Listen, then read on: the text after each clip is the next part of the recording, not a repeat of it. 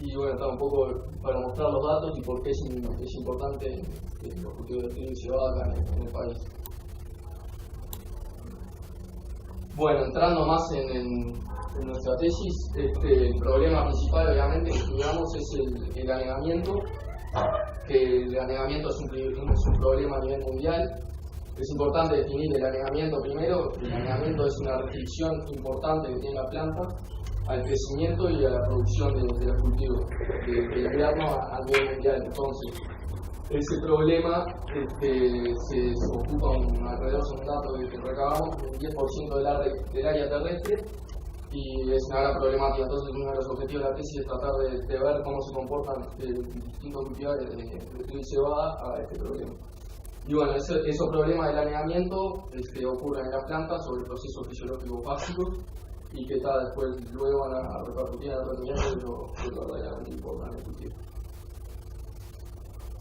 Bueno, después un poco siguiendo con la respuesta al anegamiento, está dado por 3 factores: por la especie o fenotipo, por la duración del anegamiento y la intensidad de ese estrés, o sea, el estrés por anegamiento, y también por el momento en el ciclo de cultivo que ocurre. O sea, no es lo mismo ocurre un anegamiento de la siembra y el magollaje que en el nuestro, ni en el periodo entrañado después, en el periodo crítico.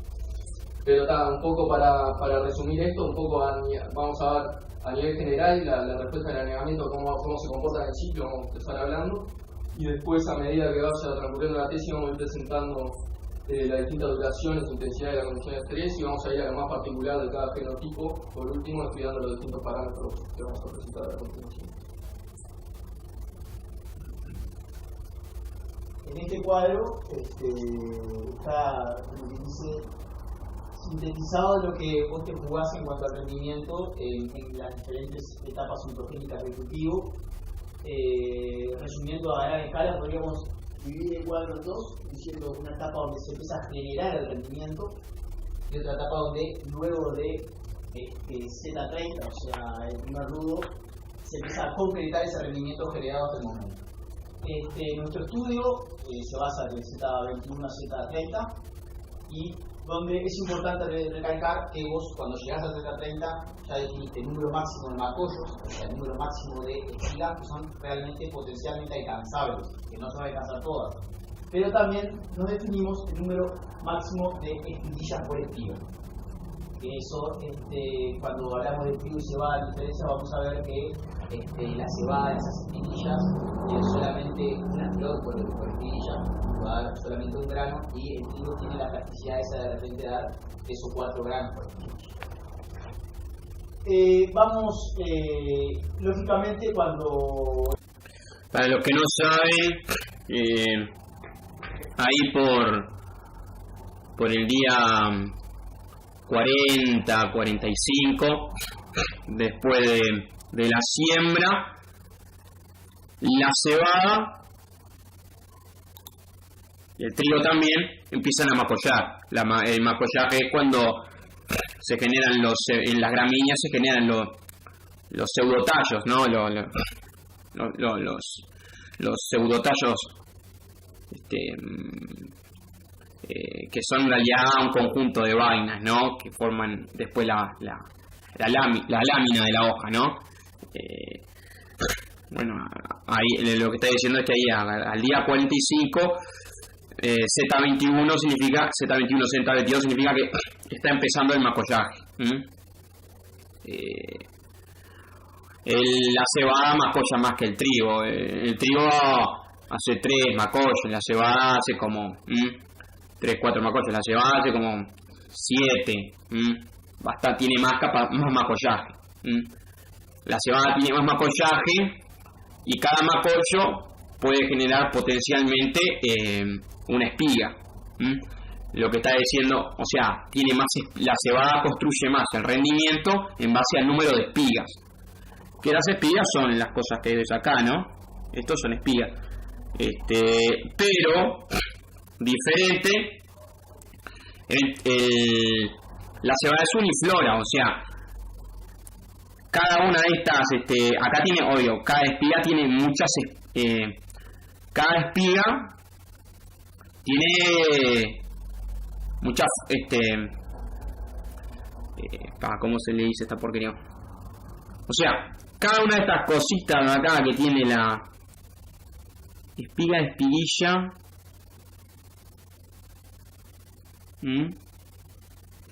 o sea, cada una de estas cositas que tiene acá la espiga, donde hace una espiguilla. Ahora, en esas espiguillas puede ser que tenga varias flores. La cebada tiene solo una, por espiguilla tiene solo una flor. El trigo, o sea, solamente genera un grano por espiguilla. El trigo por espiguilla puede generar varios granos. Entonces, la cebada, si bien tiene más espigas por planta, cada espiguilla es uniflora. El trigo, si bien a lo sumo tiene 3 espigas, en el mejor de los casos tiene 3 espigas, ¿no? Cada espiguilla dentro de, o sea, cada espiguilla, ¿no? dentro de esta gran espiga, ¿no? Cada espiguilla puede tener varias flores, o sea, varios granos. Entonces así es como compensan las diferentes especies en lo que son se compensa el rendimiento en las diferentes especies, ¿no? Una cebada puede compensar una pérdida de macollaje, ¿no? Un trigo puede compensar una pérdida de fertilidad de macollo, o sea, en vez de generar 3 espigas, capaz que generó 2, pero el trigo puede generar muchas más flores por cada espiguilla. La cebada la cebada compensa a través de fertilidad de macollos, o sea, tiene más macollos fértiles.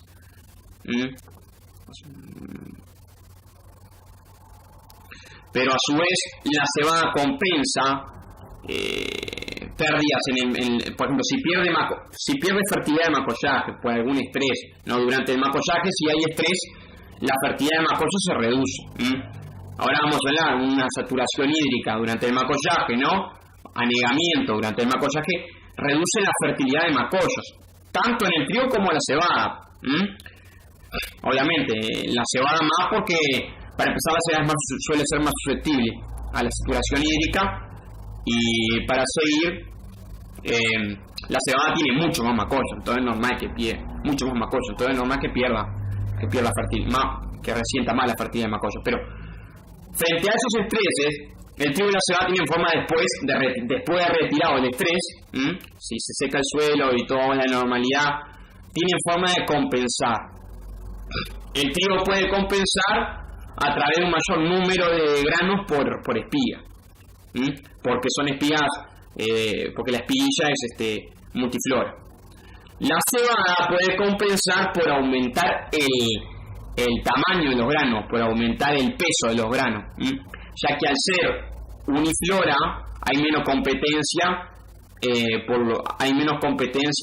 en lo que es los granos individualmente. La espiga tiene menos competencia porque cada espiguilla genera una sola semilla. Entonces esa semilla, solo una, tiene la capacidad de ser más grande, por lo que es competencia entre flores, ¿no? Bueno, eso haciendo memoria yo también, porque hace tiempo que no tocaba el tema. A medida que lo vayamos tocando voy irme acordando, y además voy a irme actualizando, que no lo tocaba hace tiempo el tema, por dar el último examen que me quedaba, pero no tenía nada que ver con esto el examen que estaba dando, entonces me olvidé bastante. Pero el anegamiento pega diferentes fases ontogénicas, repercute de forma diferente en el cultivo. Si nosotros viene un anegamiento en el momento, nosotros no estamos jugando el número de plantas por metro lineal, o sea, estamos hablando de que condiciones de anegamiento donde no permitan a la semilla generar lo que es la amilasa para dar la germinación, lo podemos jugar de repente a consecuencias que puedan permitir hasta llegar a hacer una resiembra con todos los costos que ello implica, ¿no?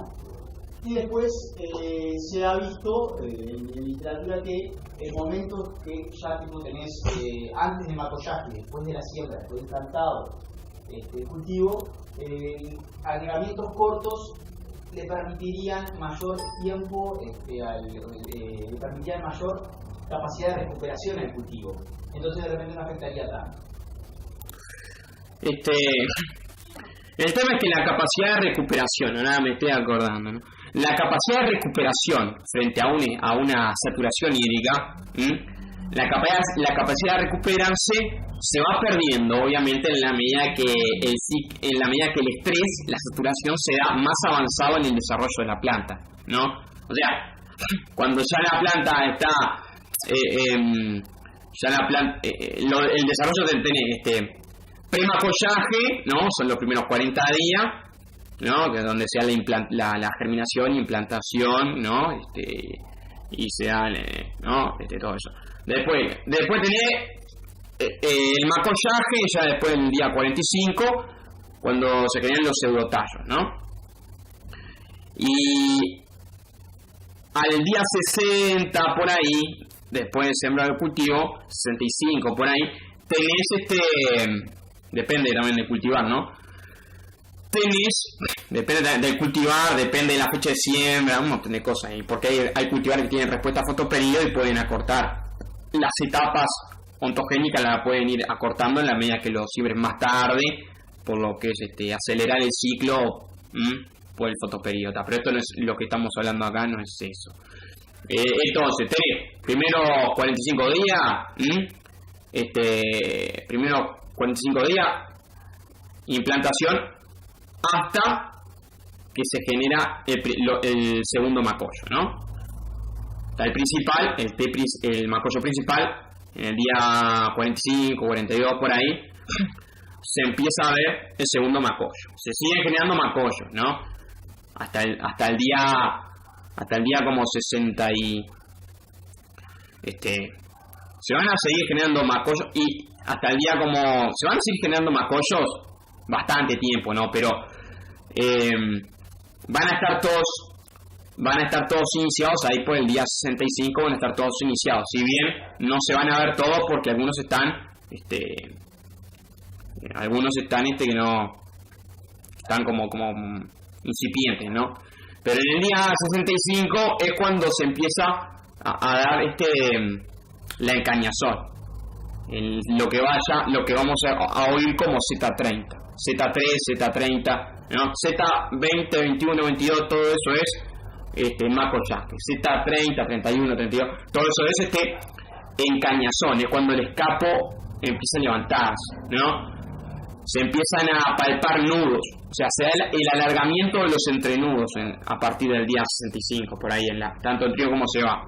Se da el alargamiento de los entrenudos y ahí es cuando se habla de palpar nudos. Z31 significa se palpa el primer entrenudo, Z32 se palpan ya 2 nudos, Z33 se palpan 3 nudos, ¿no? Y así sucesivamente. En Z33 es importante el Z33 porque en Z33 se generó, que es ahí por el día 65, 70 por ahí, en Z33 es cuando se genera el rendimiento potencial del cultivo. O sea, se generan todos los primordios de espiguilla, todos los primordios que van a poder generar espiga. Y también están ahí las espiguillas. O sea, el rendimiento potencial, el número potencial de granos. Claro, que eso es una cosa que la ves con lupa, ¿no? Tenés que abrir y además está oculto está medio como en la base, está oculto tras las láminas, todo, está a nivel a unos centímetros del suelo. Para verlo tenés que abrir la planta y verlo con una lupa, ¿no? Pero potencialmente ya están todos los primordios de grano, todas las espigas y espiguillas, y en el caso del trigo todas las flores generadoras de grano por espiguilla, todo ya está al día 65, 70, por ahí todo ya está generado. Es el rendimiento potencial, obvio. Ese rendimiento potencial nunca se llega, ¿no? Siempre, nunca se llega a eso. Nunca. Siempre hay... Eso sería lo que... Nunca se llega a eso. Siempre hay muerte de primordios. Ya avanzado el ciclo, ¿no? Vamos a seguir oyendo. Y este cuadro indica la etapa técnica del cultivo que nosotros estamos estudiando, o sea, de macollaje, y a ver si en cuál es la etapa de cultivo. Para luego, después, entrar en Z30, que no corresponde a nuestro estudio, pero el caso de entrar en el periodo crítico del cultivo, donde los estudios en mayor cantidad se encuentran ahí, ya que es donde más tasa de crecimiento requiere el cultivo. La máxima tasa de crecimiento del cultivo es cuando, a partir de Z30, o sea, a partir de encañazón, cuando se da el alargamiento de los entrenudos. Ahí es cuando se dispara la tasa de crecimiento del cultivo. Es cuando efectivamente el crecimiento pasa a ser la parte principal, ¿no? Antes de Z30, antes del día 65 por ahí, lo más importante era el desarrollo. Se me pasó decirlo, ¿no? Es cuando la saturación se da más temprana en el ciclo, la capacidad de recuperación del cultivo es mejor. Cuando la saturación se da más avanzado en el ciclo del cultivo, ya se va perdiendo capacidad de recuperación por el sencillo hecho de que ya el desarrollo se concretó. Entonces, no tiene la capacidad de la planta, ya pasado Z33 por ahí, ya no tiene la capacidad de la planta de compensar generando más estructuras, ¿no? Generadoras de primordios, de granos, ¿no? Y generadoras de hoja también, porque la hoja, si bien acá esto no es un sistema de pastoreo donde las hojas nos interesan para el ganado, digo, pero la hoja es la que genera la fuente de fotosintatos para llenar los granos. Esto es todo un tema, lo vamos a estar hablando. Es todo un tema, pero lo que hicieron estos muchachos fue inundaron el cultivo. Ellos trabajaron con trigo y cebada, ¿no? Y con varios genotipos dentro de cada cultivo. Inundaron uno resistente y uno tolerante, ¿no? En cada cultivo. Inundaron en el comienzo del macollaje. Cuando vieron el primer macollo, Z22 ahí por el día 45 después de la siembra, inundaron y mantuvieron inundado durante todo el macollaje. O sea, mantuvieron inundado desde el día 45 hasta el día 60 por ahí, ¿no? Cuando pasó a percibirse el primer entrenudo, o sea, cuando empezó a encañar la planta. Retiraron ahí la saturación y cosecharon las plantas. Y compararon lo que fue la materia seca. Van a hablar todo ahora, pero saber que inundaron en ese tiempo, entre el día 45 más o menos y el día 60, 65, por ahí.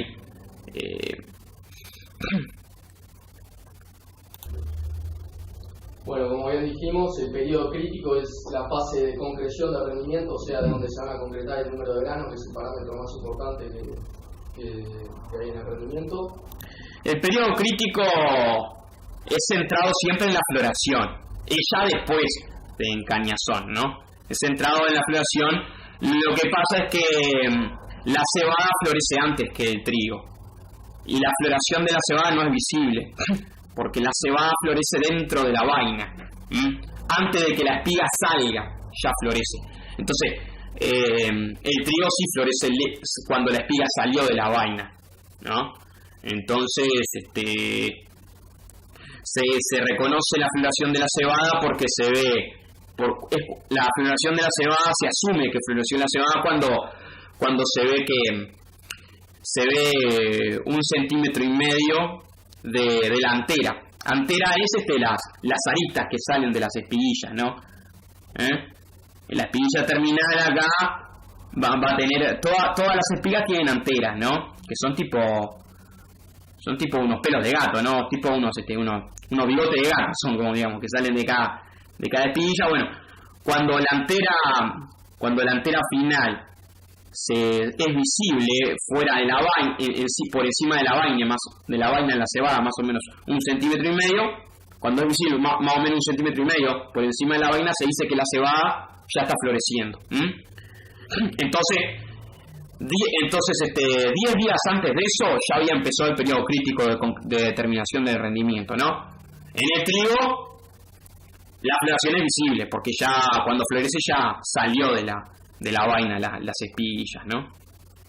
Bueno, y para eso en trigo y cebada, en este periodo crítico, está el trigo 20 días previos a la floración y 10 días posteriores a la floración. Ahí me equivoqué. Yo dije 10 días antes, perdón. 20 días antes, entonces ya. Me confundí yo. 20 días antes de floración y 10 días después. Pero recordar que la cebada florece antes que el trigo. Más precoz. Y el cebada es un poco más largo, capaz, que ocurre entre 28 y 30 días previo a la tesis y 10 días posteriores a esa tesis. Entonces, como bien me estaba diciendo Felipe, cuanto más temprano en el ciclo suceda el estrés, mayor es el tiempo de recuperación que vas a tener y por lo tanto las consecuencias negativas sobre el rendimiento van a ser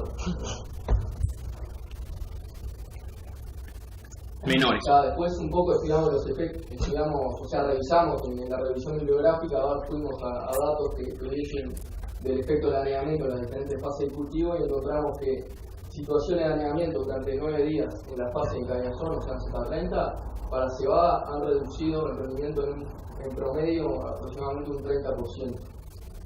Y también recabamos información que según lo estudiado hasta la fecha se han observado reducciones en el rendimiento a causa de la disminución en el número de espigas y el número de granos productivos. Un poco siguiendo con los mismos efectos, con estudios previos, también vimos que en el resultado de otra tesis que en situaciones también de matollaje durante 14 días se produjo un anegamiento que provocó una reducción del número de matollos que fue más acentuada en cebada que en trigo, teniendo números de entre 50 y 60% en trigo y 60-80% en trigo. Esto quiere decir que previamente ya sabemos que la cebada es más susceptible que el trigo en cuanto al número de matollos. Y bueno, esta disminución obviamente del número de matollos te va a provocar una disminución en la intercepción de la radiación solar que va a tener como consecuencia una menor fotosíntesis a nivel de planta, está volviendo la planta más ineficiente, ¿no? Bueno, después estudiamos también, vimos el resultado también que es muy importante, que es el centro de nuestra tesis, el efecto de la temperatura sobre el anegamiento. Y esto lo vimos según la bibliografía que fuimos a ver, que vimos que mayores temperaturas en condiciones de anegamiento, ¿qué va a pasar? Se va a agotar de forma más rápida el oxígeno en el suelo. ¿Por qué? Por una mayor velocidad de consumo de ese oxígeno por parte de las raíces. Además, el crecimiento del cultivo va a ser mayor, por lo tanto, ese oxígeno se va a agotar más rápido. Se van a incrementar los niveles de etileno en el suelo y van a haber mayor cantidad de productos de la nitrificación.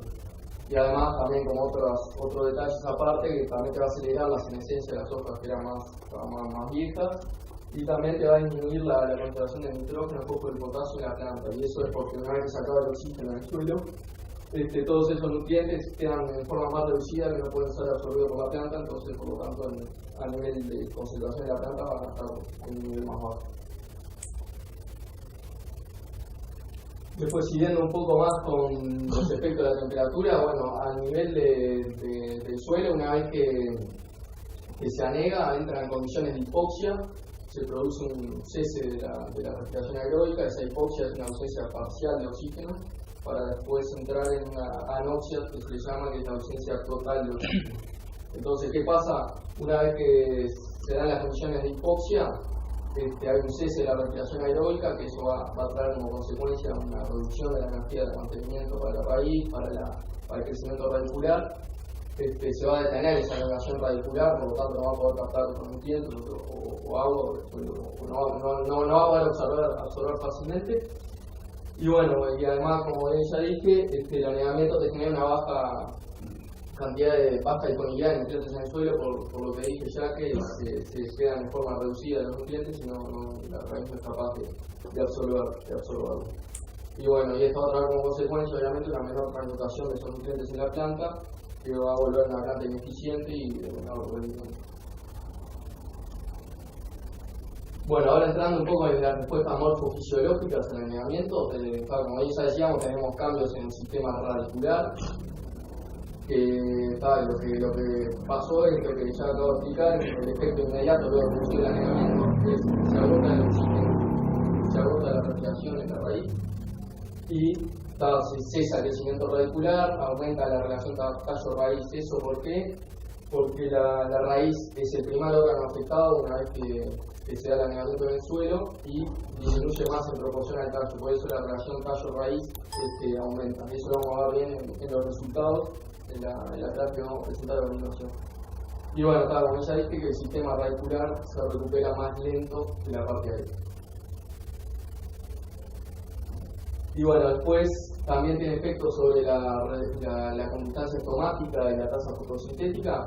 ¿Por qué? Porque las condiciones estas de estrés por anegamiento lo que conducen es a un cierre estomático. Esto pasa debido a que una vez que el suelo queda ocupado por agua, los espacios que hay en el suelo ocupados por aire pasan a estar ocupados por agua. Entonces la raíz, mediante señales metabólicas, manda señales hacia las células estomáticas que se vuelven menos urgentes y se cierran los estomas para impedir el intercambio gaseoso y tener el oxígeno realmente en la planta y que no haya intercambio gaseoso para no perder el poco oxígeno que tiene. Y bueno, esto obviamente va a traer como consecuencia una consecuencia negativa que te va a reducir el ingreso y la asimilación de CO2 y que además te va a disminuir el gradiente potencial hídrico. Entonces no vamos a tener gradiente potencial, no se va a poder absorber ni agua ni nutrientes, por lo cual va a haber una caída en la actividad de fotosíntesis de la hoja, y eso va a llevar a consecuencia de una disminución de la tasa de crecimiento, una posterior menor producción de biomasa y también de partición hacia el orgáno, o sea, vamos a dar un descenso en el índice de ecocidio. Y bueno, una vez planteado todo esto de la introducción, vimos que el problema principal que hay es que la expansión agrícola ha sido llevada a suelos donde hay bajo poder de infiltración y poco drenaje, entonces esto es realmente un problema. Entonces nos tratamos de crear preguntas para la tesis, las cuales fueron si es diferente la respuesta del trigo y la cebada del anegamiento, en qué parámetros, que eso lo vamos a ver en los resultados de la discusión, y cuál es el efecto de ese anegamiento en los distintos ambientes que vamos a tener. Que ahora a continuación vamos a presentar en los materiales y métodos cómo fueron bien el tema de la fecha de siembra y los ambientes.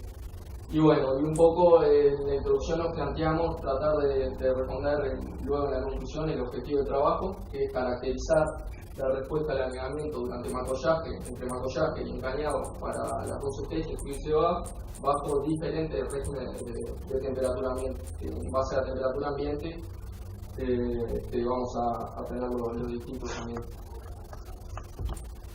Bueno, entrando un poco en materiales y métodos, vamos a explicar un poco cómo fue la lógica del trabajo. El experimento lo hicimos acá en la facultad, en el invernáculo, bajo condiciones semi-controladas, porque la temperatura no la podemos controlar, pero todo lo demás parámetros, ya sea riego, nutrientes, y eso lo controlamos bien. Y bueno, fueron hechos en 4 ensayos, con 4 fechas de siembra distintas.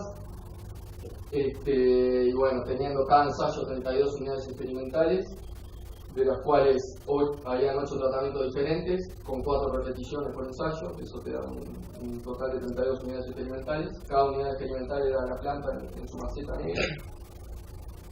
Y bueno, también estudiamos los fenotipos de trigo y cebada, por qué utilizamos eso.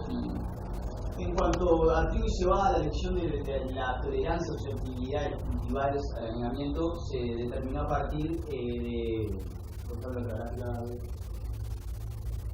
de un estudio realizado del anegamiento en no macollaje sino en Z30.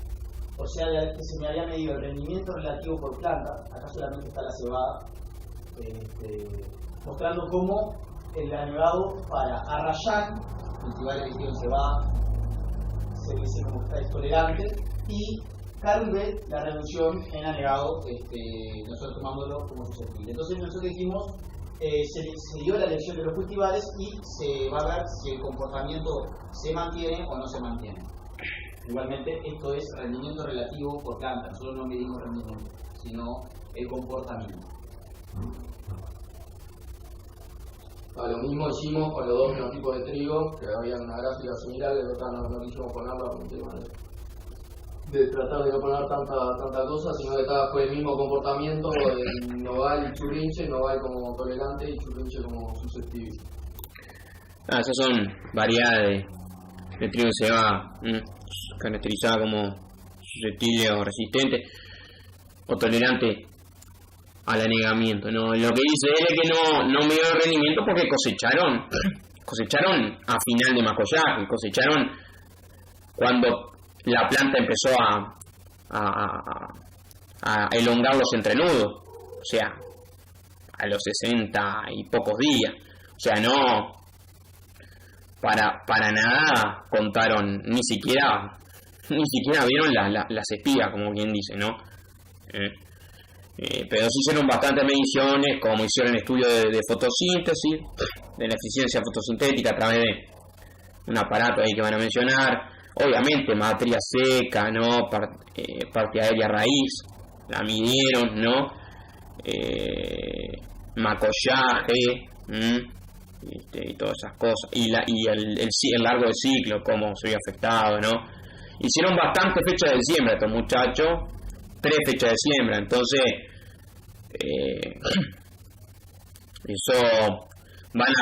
por eso logran, además de estudiar el efecto directo del estrés por saturación en macollaje, además de ver el efecto por anegamiento en macollaje, están viendo la interacción entre el anegamiento y la mayor temperatura, porque obviamente las fechas de siembra más tardías, las que sembraron en agosto, el macollaje lo tuvieron ya con temperaturas de primavera, ¿no? Estamos hablando de una gramínea invernal que en realidad los inviernos fríos permiten que el ciclo sea más largo, claro, ¿no? En el invierno la mayor temperatura acelera la tasa de crecimiento, pero también acelera la tasa de desarrollo. Entonces, cuanto una gramínea invernal, cuanto más temperatura haya, anual invernal, más se acorta el ciclo y la etapa en la que se generan las estructuras de rendimiento es más corta, entonces se generan menos estructuras de rendimiento cuando se hacen siembras tardías. Lo ideal es sembrar tampoco se puede sembrar muy temprano porque también te comen las temperaturas medio altas de comienzo de otoño, ¿no? Lo ideal es sembrar mismo en invierno, ahí cuando empieza el invierno, fin de mayo, inicio de junio en Uruguay, ahí es cuando empiezan las menores temperaturas. De ese modo tener un invierno uruguayo es un invierno de temperatura promedio de entre 12 y 13 grados, ¿no? Es una cosa, claro, promedio, ¿no? Acá, y al sur del país. Al norte ya las temperaturas medias son incluso mayores, pero eso es un invierno uruguayo, una temperatura promedio de entre 11 a 13 grados, no es una cosa, no, pero está, un invierno de 11 grados promedio va a permitir que se alargue el desarrollo, que el ciclo de cultivo sea más largo, ¿no? O sea, y eso va a permitir más estructuras, una mayor generación de primordios. Por eso la fecha de siembra más temprana permite mayor rendimiento. La siembra más tardía, ya de por sí, siembra tardía, afectan el rendimiento. Ahí hay un mundo de cosas para hablar, y acá lo que más queremos hacer énfasis es en la respuesta vegetal al anegamiento, ¿no? Vamos a seguir. Bueno, entonces las condiciones ambientales del experimento se evaluaron en 4 ambientes, 2 genotipos de cebada, como dijo Felipe. 4 ambientes, 4 fechas de siembra. Y en la etapa de macollaje, siendo los ambientes definidos por la fecha de siembra, ¿tá? Y todo bajo condiciones semicontroladas. En todos los tratamientos evaluados se controló el nivel de agua en cada unidad experimental, en cada maceta, manteniendo en el caso de anegamiento una capa de agua de 3 centímetros sobre el nivel del sustrato. Bueno, ahí un poco de fotos que tenemos para mostrar. Acá esto tenemos una situación normal, bajo riesgo control, que obviamente también cada un par de días se le trataba de aplicar la solución nutritiva, que la solución nutritiva está definida por Fowler y Arnold, que es nueva para no tener un déficit de ningún tipo de nutriente y que hay una reducción únicamente por el estrés del anegamiento. Y además también usamos como sustrato arena con vermiculita en una proporción 3:1 para tener un sustrato estéril y que no haya interacción con otros microorganismos que podrían dar en el suelo y se deba pura exclusión del anegamiento. Obviamente está la maceta la cubrimos con nylon negro para evitar la presencia de luz. Y bueno, un poco los datos de la fecha de siembra según los ensayos que tenemos.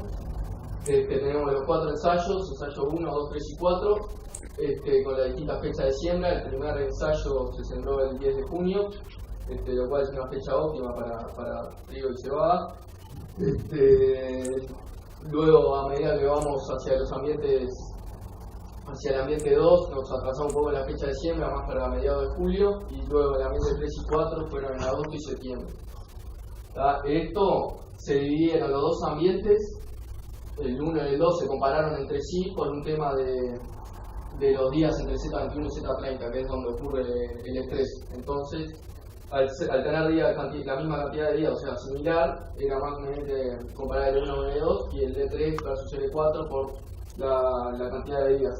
En el 3 y 4 es similar también en el periodo de estrés entre Z21 y Z30. Y tal, bueno, vemos en el 4 acá entre la siembra y Z21 se acorta un poco por el tema de desarrollo, por la mayor temperatura, que ahora vamos a explicar también. Bueno, y la duración total del ciclo se presenta allá en la última columna. Después está mediante un data loader, un aparato que pusimos ahí en el laboratorio, en el invernáculo, medimos todos los parámetros ambientales como la temperatura, la humedad y el déficit de presión de vapor para tener datos en cada etapa del ciclo de cultivo.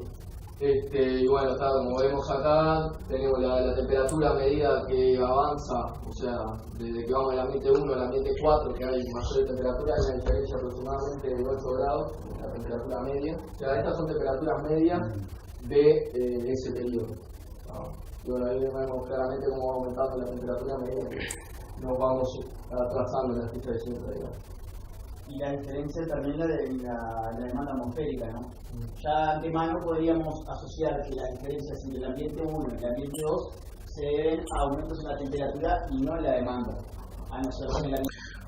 Obviamente, ambiente 1, ambiente 2, ambiente 3 se refiere a fecha de siembra. La 1 va a ser la temprana, la 2 va a ser la normal, la 3 va a ser ya media tardía y la 4 ya es una fecha de siembra que nunca es inverosímil, pero es inverosímil en términos productivos, pero a nivel de estudio fisiológico es bueno hacerla, ¿no? Voy un poquito para atrás. Nos vamos atrasando en la fecha de siembra, digamos. Y la diferencia también la de la demanda atmosférica, ¿no? Ya de antemano podríamos asociar que las diferencias entre el ambiente 1 y el ambiente 2 se deben a aumentos en la temperatura y no en la demanda, a no ser que en el ambiente 3 y 4 hay un aumento de la temperatura y también en la demanda, ¿no? Eso lo vamos a ver ahora en el resultado. Y bueno, viendo un poco los parámetros evaluados para que vamos a discutir ahora en los resultados, vimos parámetros morfológicos de crecimiento, como es el peso seco de la parte aérea, el peso seco de la raíz, la relación tallo-raíz, el volumen radicular, densidad radicular. También vimos el tema del número de macollos y la tasa de macollaje, que son el número de macollos por día. Y bueno, después el mismo parámetro fisiológico, digamos, dentro de la fotosíntesis, la fase fotoquímica y la fase bioquímica, que está dentro de la fotoquímica tenemos las dos eficiencias, la eficiencia máxima y la eficiencia más 2, la operativa. La fotosíntesis se estudia en diferentes niveles, ¿no? La fotoquímica es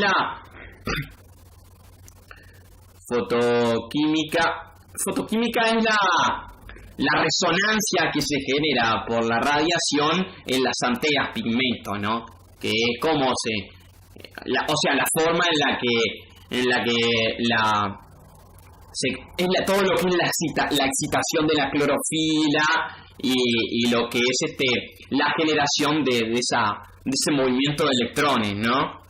La clorofila se excita, cede un electrón y así se genera toda la magia de la fotosíntesis a nivel de membrana en los cloroplastos, ¿no? Eso es fotoquímica. Después está la parte bioquímica, que es el famoso ciclo de Calvin, ¿no?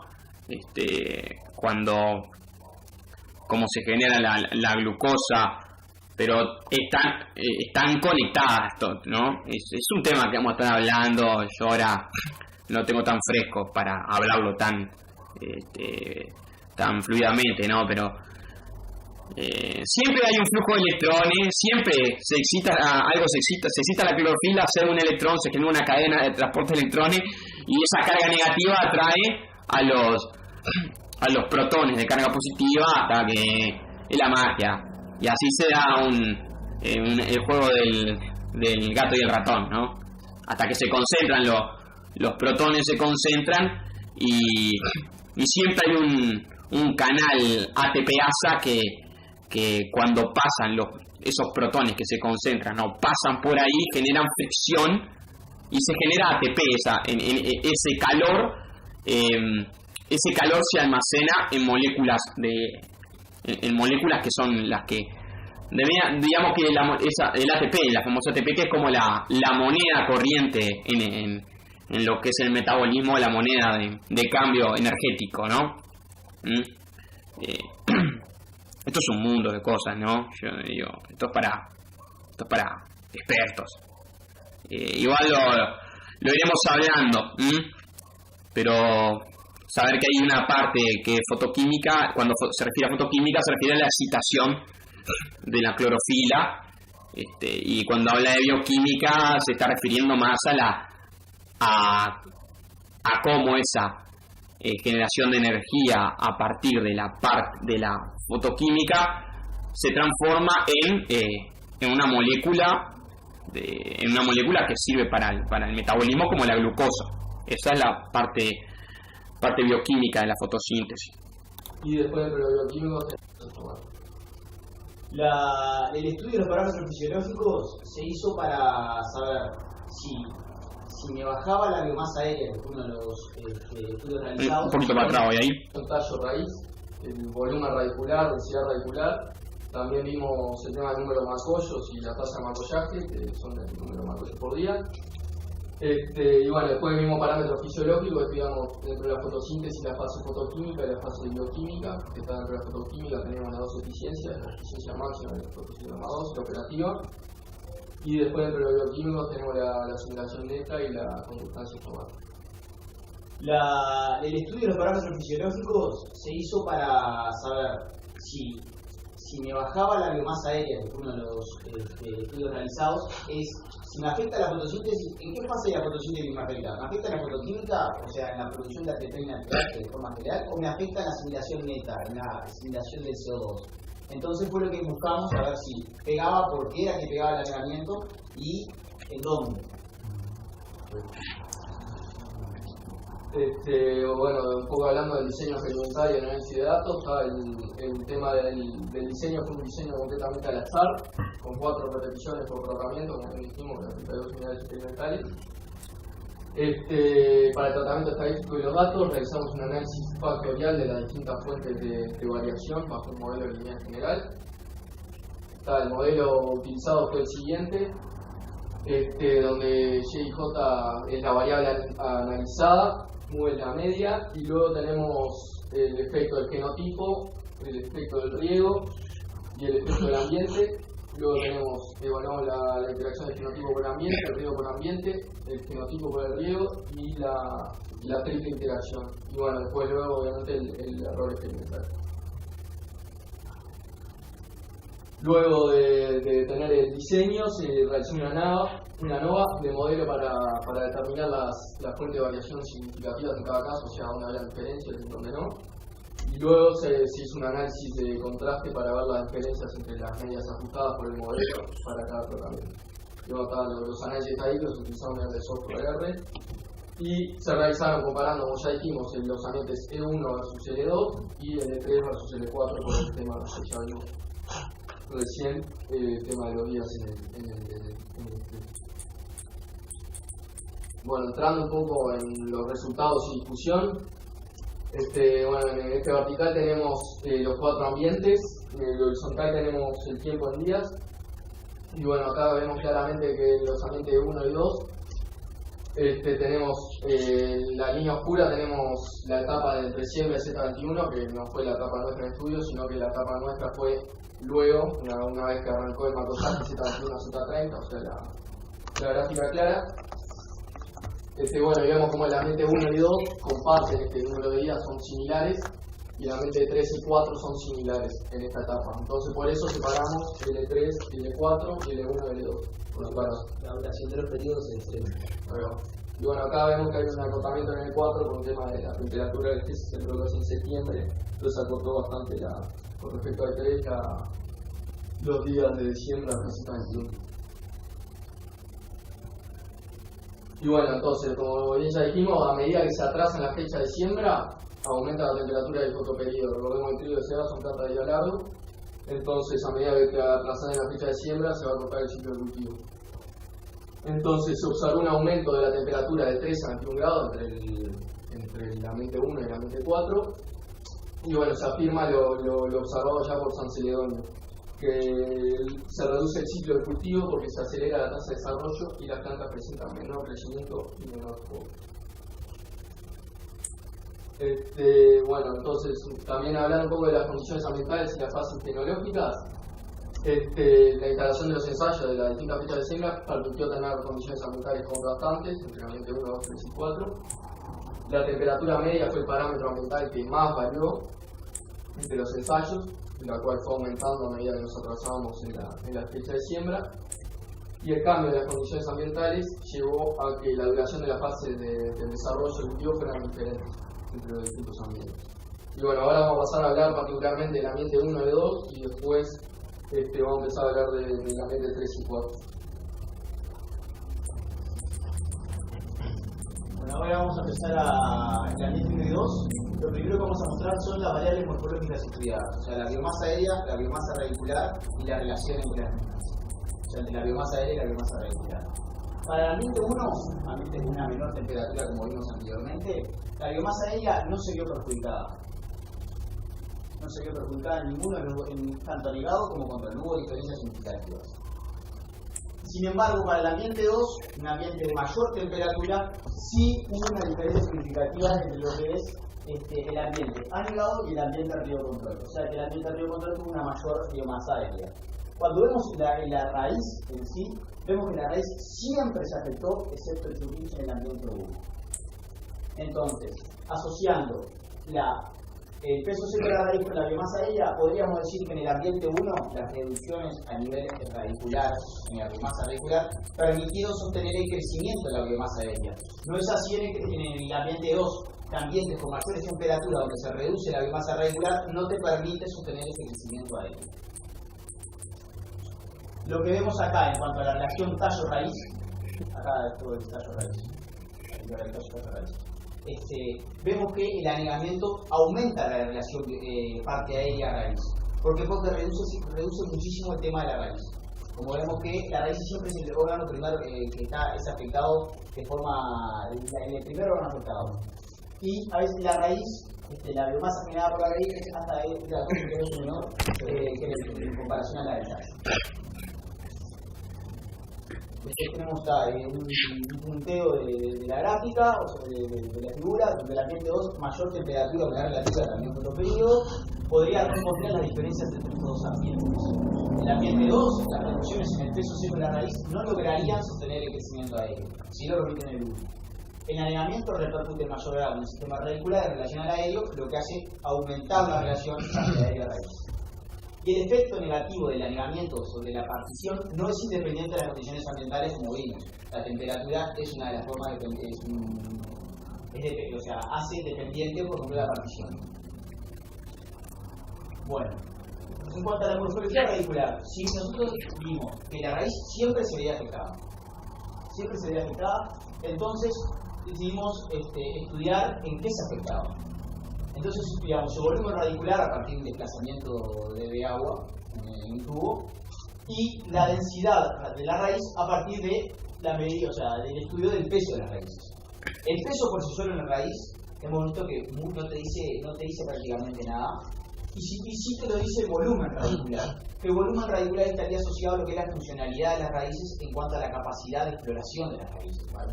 Las raíces con mayor volumen, nutrientes, más agua, consideramos que el volumen de las raíces es bastante más útil que el peso. Por eso, o sea, cuanto la raíz tiene más volumen, más capacidad de exploración, más funcionalidad, o sea, más capacidad de absorción de nutrientes y de agua. Entonces vimos que el volumen Churrinche fue el único que el volumen sí se había afectado, Churrinche, cultivar susceptible del trigo, había afectado. Sin embargo, cuando vemos la densidad, no se afectó.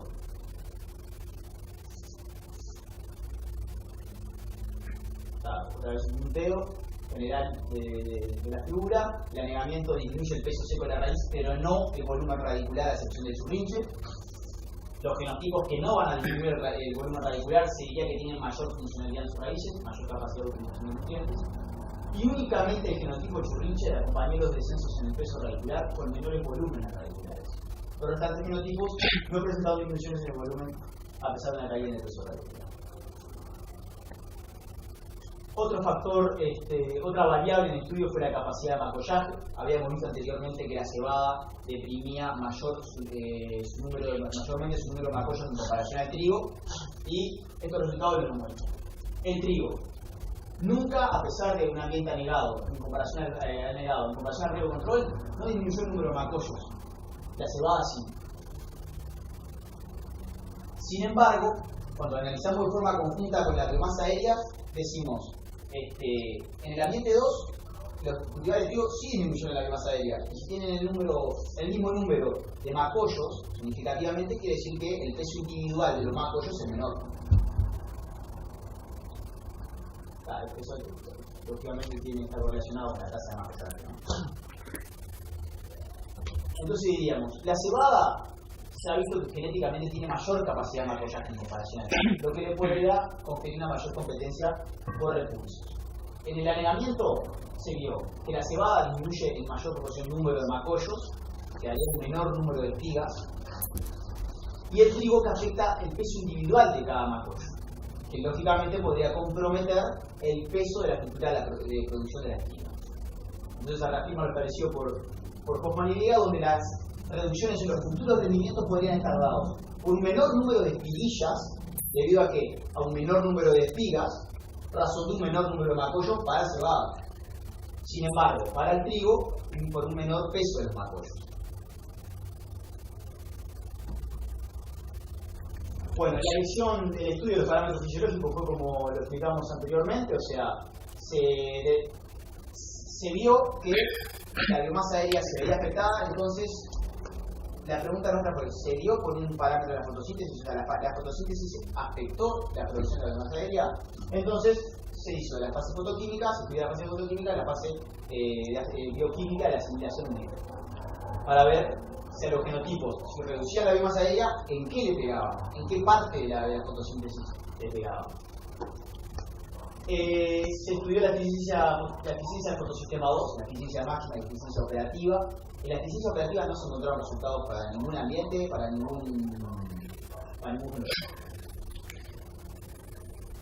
Como vamos a ver, sin embargo, en la eficiencia máxima del fotosistema 2, el único ambiente que presentó diferencias fue Churrinche. Churrinche, cultivar susceptible del trigo. Se vio que a partir del día 15 hubieron diferencias para el ambiente 2, lo cual resulta lógico porque el ambiente 2 en Churrinche había reducido la biomasa aérea. Entonces, únicamente se podía establecer un efecto significativo en la capacidad máxima del fotosistema 2 para Churrinche en el ambiente 2. En cierta forma, podría estar explicando la reducción de la biomasa aérea. Pero seguimos. Estudiamos los un teo en realidad que demuestra como para el ambiente 1 la eficiencia máxima del fotosistema 2 no hay diferencias. Era esperable porque la biomasa aérea no había disminuido, y para el ambiente 2 sí lo hubo para Churrinche. O sea que para aquellos ambientes donde la fase fotoquímica no presentó diferencias, para aquellos genotipos en el ambiente 2 donde la fase fotoquímica no presentó diferencias, podríamos decir que hay una correcta producción de ATP y ATPH en esos genotipos. O sea que el problema no radicaría ahí. En Churrinche podría ser una de las causas. Entonces procedimos a evaluar lo que son los parámetros de la fase. O sea que en Churrinche podría ser ese cultivar susceptible, ¿no?, al anegamiento, que en el ambiente 2 es una buena fecha de siembra, no es una mala fecha de siembra. Podría ser que se hubiese visto afectada la fotosíntesis, ¿no? En los otros no se vio afectada la fotosíntesis por inundar en la fecha de siembra 2, que debe ser la fecha 2 debe ser junio, fin de junio, debe ser fin de junio por ahí, que no es una mala fecha de siembra, ¿no? La asimilación neta. ¿Y qué vemos? Churrinche cultivar susceptible del riego, sí. Disminuye la asimilación neta. O sea que te estaría explicando esa asimilación. La biomasa aérea no únicamente por la fase fotoquímica, sino también en cierta medida por la asimilación neta. Y otro que vimos a tiempo final, una diferencia. O sea, por la bioquímica. Asimilación neta es bioquímica. Fotoquímica es la resonancia en las tilacoides y cómo se genera la excitación de la clorofila, ¿no? Asimilación neta se refiere a la fase ya bioquímica de la fotosíntesis, ¿no? Como esa excitación y esa energía de vibración, ¿no?, y ese flujo de electrones, cómo se transforma en glucosa. Eso es asimilación neta, el ciclo de Calvin. Lateralmente 1, únicamente a tiempo final, es una raya.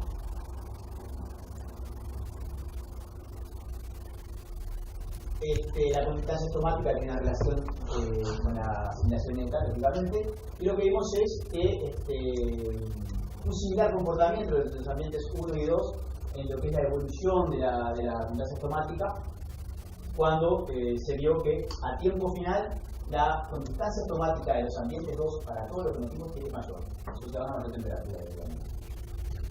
Vemos ciertas diferencias. Acá en Arrayán, cultivar que había a tiempo final tenido diferencias en la asimilación neta, se vio una diferencia de la consistencia estomática. También se vio en Churrinche, y Nogal, si bien la tuvo, no se pudo observar diferencias en la asimilación neta. Recordar que, para el que no sabe, la apertura estomática es un mal necesario, ¿no? Porque la planta, cuando abre los estomas, transpira, o sea, pierde agua, ¿no? En este caso sería todo lo contrario, porque el agua sobra, estamos saturando, ¿no? Pero en caso que sea deficitaria, en el caso de sequía, la planta tiene que cerrar los estomas para no perder agua y no morir. Ahora, al cerrar los estomas no puede entrar dióxido de carbono, que la planta consume dióxido de carbono para generar la glucosa, ¿no? ¿Entendés? Entonces, la máxima fotosíntesis se va a expresar siempre con estomas abiertos y entrada de dióxido de carbono para fijarlo en las glucosas, ¿no? Bueno, términos criollos. Decimos que no hay efecto del anegamiento para la asimilación neta en ninguno de los genotipos en el ambiente 1, totalmente esperable, no había reducciones. Y en el ambiente 2 solo hubo efecto en Arrayán y Churrinche, que podrían en cierta forma estar explicando la caída de la biomasa aérea. Asimilación. En la asintomática hubo un efecto de anegamiento sobre Arrayán y Churrinche, y fortaleciendo la idea de que repercute en el descenso de la biomasa aérea y debido a una menor asimilación. Bueno, tal vez ante entrar entre 4 nosotros dijimos que capaz que los otros genotipos que no hayan explicado, tal vez la raíz no había permitido sostener el crecimiento demandado por la biomasa, entonces no sé, en la construcción no se llegó a estudiar bien el por qué no son esos parámetros. Ambiente 3 y 4.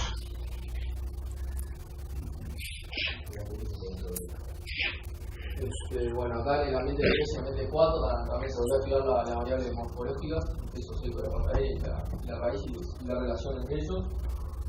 Bueno, acá se ve claramente que en el ambiente 3, en todos los genotipos hay diferencia en el peso seco de la parte aérea, o sea, entre el anegado y el periodo de control.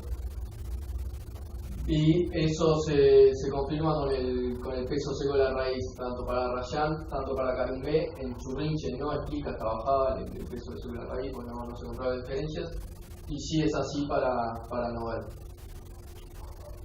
Bueno, después en el ambiente 4, en cuanto al peso seco de la parte aérea, no se encontraron diferencias, salvo Karim B, que hubo una disminución en el anegado, que fue explicada por el peso seco de la raíz, o sea que al bajar el peso seco de la raíz también te está influyendo en el peso seco de la parte aérea, pero fue el único genótipo que se encontró ese comportamiento en el ambiente 4. Normalmente, como se ve al final de la mitad de etapa, lo que era la carne en frío, la cebada y el crecimiento así de la condición donde se sembró, o sea, se sembró mucho la tasa de desarrollo, la temperatura, por todo, lógicamente positivo. Bueno, después la relación tallo-raíz, lo que se vio fue en el 4 para Rayan una diferencia significativa, así como para Churrinche y Noval entre la relación tallo-raíz, digamos. No siendo así para el ambiente 3, en donde solamente se encontró esa diferencia en el fenotipo Noval. Recordemos que el 4 es la fecha de siembra recontra tardía, que es inverosímil para un cultivo de invierno, ¿no? Por lo que va a ser la etapa de desarrollo, va a ser recontra corta. La fecha de siembra 3, no recuerdo cuál era, pero ya es una fecha de siembra tardía. Debe ser fin de julio, por ahí. O sea, es una fecha de siembra tardía que algunos suelen hacer, pero normalmente no se hace porque los rendimientos son muy bajos también, porque las temperaturas suelen ser altas durante la fase de desarrollo, durante la primera etapa del ciclo cultivo. Eso determina una corta etapa donde se generan las estructuras de rendimiento, y no es bueno. Lo ideal, esto se estudia a través del coeficiente fototermal, que lo ideal es que la relación radiación sobre temperatura sea alta. O sea, que la temperatura media sea lo menos posible, y la radiación te la da la latitud en la que estás, digo, eso no tenés mucha vuelta, pero el coeficiente fototermal, acá en Uruguay, el coeficiente fototermal es la relación más alta entre radiación incidente y temperatura, no porque haya variaciones importantes en la radiación, más o menos la radiación incidente acá en Uruguay más o menos parecía, sino hay diferencias en lo que es la temperatura promedio. Las temperaturas promedio más bajas, acá en Uruguay se logran ahí por Rocha, viste, hacia la costa atlántica, ¿no? Que lamentablemente los suelos ahí no son buenos para estos cultivos, mismo por esto, porque se suelen encharcar, se siembra arroz ahí, imagínate, ¿no? Se suelen encharcar y todo, no se puede sembrar ahí por esa zona. Pero por ejemplo, Chile en la costa pacífica tiene un coeficiente fototermal altísimo, de como 2, creo que cerca de 3, no sé. El asunto es que Chile es el lugar, es la zona donde se tienen los récords Guinness de rendimiento en trigo cebada. Una cosa impresionante.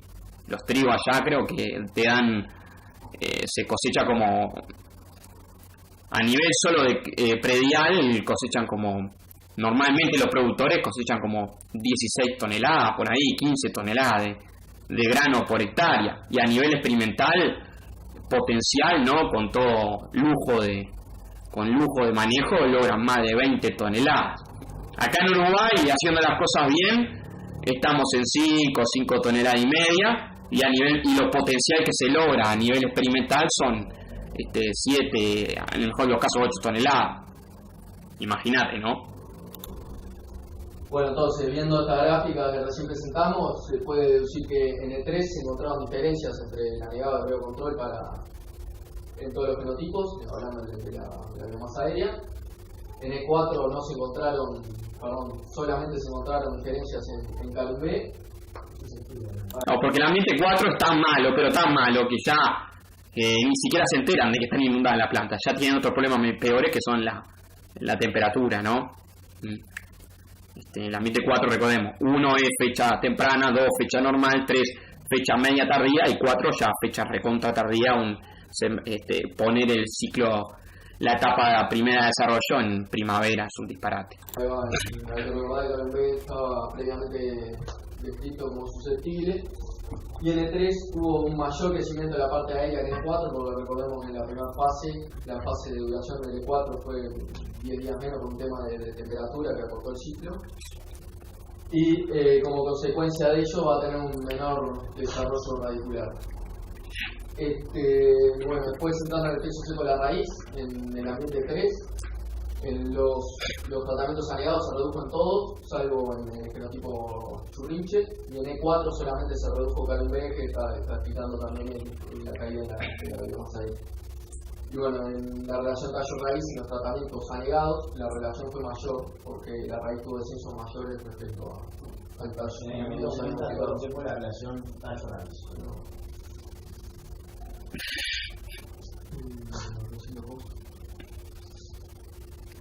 La morfología radicular lo mismo, volumen. Acá, en el ambiente 3 y 4 mayores temperaturas, sí se ve una diferencia en lo que es el volumen radicular. No se ve para el Churrinche, sí se la ve para el Nogal. Esto podría estar asociado que mayor temperatura el volumen podría lógicamente reducir y la capacidad de exploración de las raíces ser deprimida notoriamente, ¿no?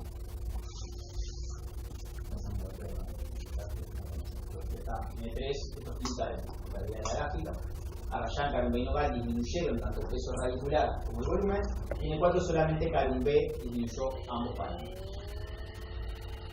En la capacidad de Macoyac, nuevamente tiene el mismo comportamiento que cuando comparamos ambiente 1 y 2. No se reduce la tasa de Macoyac en frío. Sin embargo, para Calum B, acá no vieron disculpame, sin embargo, para SIVA hubo diferencias respecto a Calum B en el ambiente 4, donde sí hubo una diferencia. Nuevamente, Calum B es susceptible a SIVA, ¿no? Tiene una relación directa. La tasa de Macoyac, que también el número de macollos por rodilla. Entonces se podría que, tomando todo, o sea, de forma conjunta, se podría corroborar lo mencionado por Sancelionio, donde las máximas pérdidas de biomasa aérea se dan luego de una reducción a nivel radicular. El anegamiento en la cebada repercute en un menor número de macollos, que va a generar un menor número de estructuras espigas y al ser uniflora se complete más su rendimiento. Sin embargo, el trigo, el menor peso de los macollos, compromete la futura producción y la fertilidad del trigo. Analizando de forma conjunta los 4 ambientes, se confirmó la premisa de que la cebada presentó mayor sensibilidad del trigo al anegamiento, ya que en 3 de los 4 ambientes presentó diferencias significativas entre tratamientos con respecto al número de macollos. Al momento de analizar la fase fotoquímica para el ambiente 3 y 4, para estos dos ambientes no se pudo analizar la fase bioquímica por un problema en el aparato de Hasselblad, que no lo tuvimos, y solamente tuvimos datos sobre la fase fotoquímica, en la cual nuevamente Churrinche es el único cultivar que presenta diferencias. O sea, Churrinche, cultivar susceptible, presenta diferencias. Se desplomó el Churrinche en todo.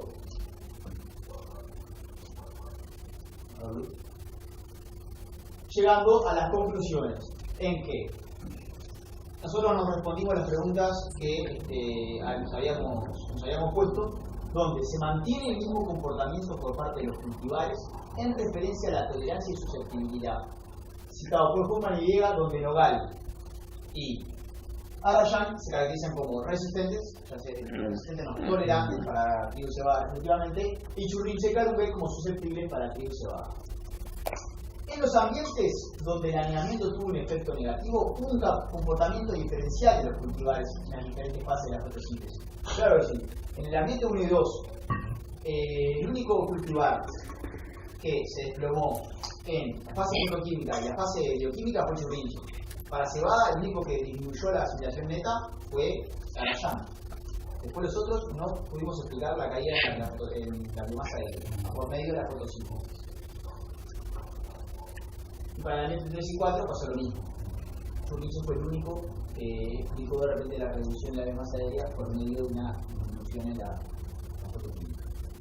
Y bueno, después en referencia a la variable morfológica del estudio, ya vimos que la cebada redujo en mayor grado el número de macollos, mientras que el trigo redujo principalmente el peso de los mismos.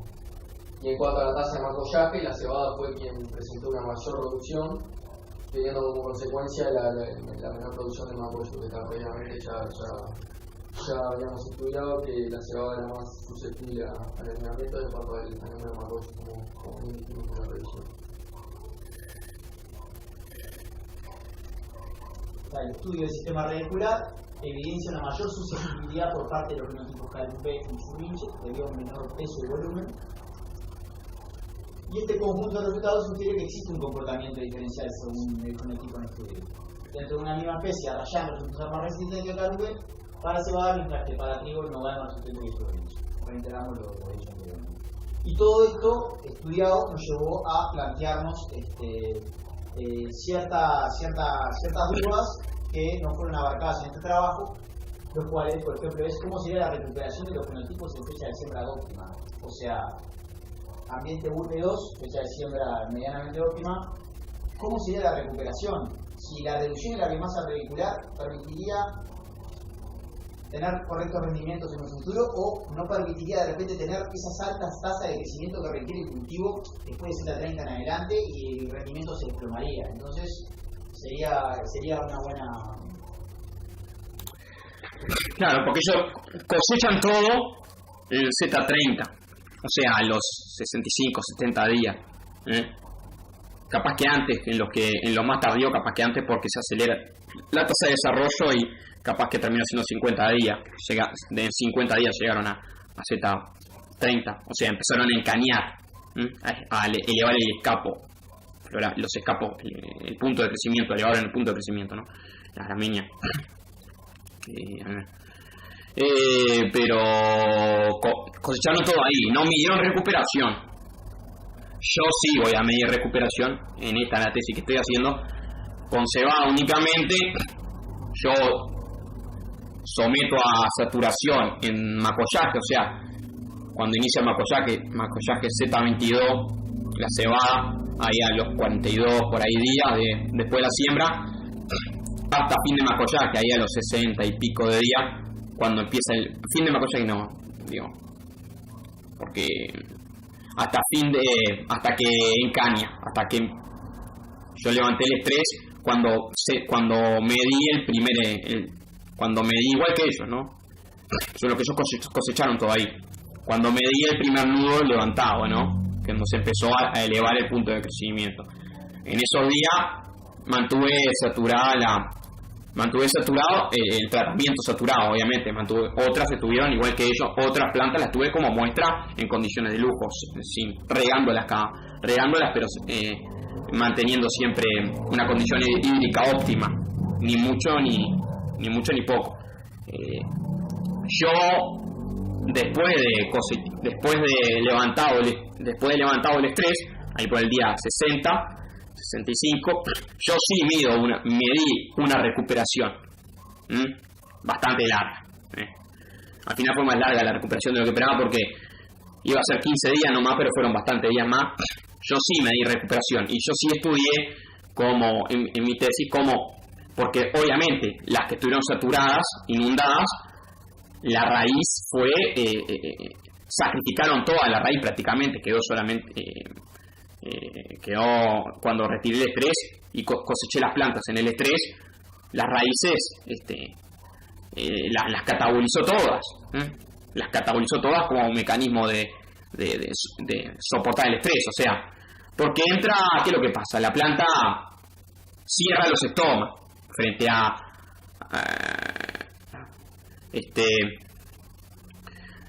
la planta entra en estrés y no puede hacer todo un tema bioquímico ahí. Ahora hace tiempo que no lo leo. El asunto es que es todo un tema bioquímico a nivel de que entra en acidosis. Las células de la parte radicular entran en cierto grado de acidosis, en anoxia entra en acidosis y no es todo un drama eso, lo vamos a tener que ir hablando. El asunto es que, para decirlo a grosso modo, porque ahora estoy medio que me olvidé, por ese tiempo no lo veo, pero para decir a grosso modo, la planta ya no puede, ya en la raíz no pueden, tiene que catar, la puta, cómo era el tema,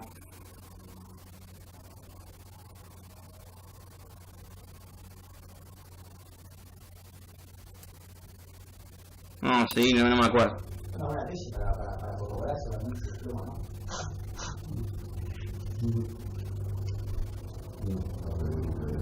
Sí. Ahí está. Pregunta. El ordenamiento de la fase del ciclo de rendimiento.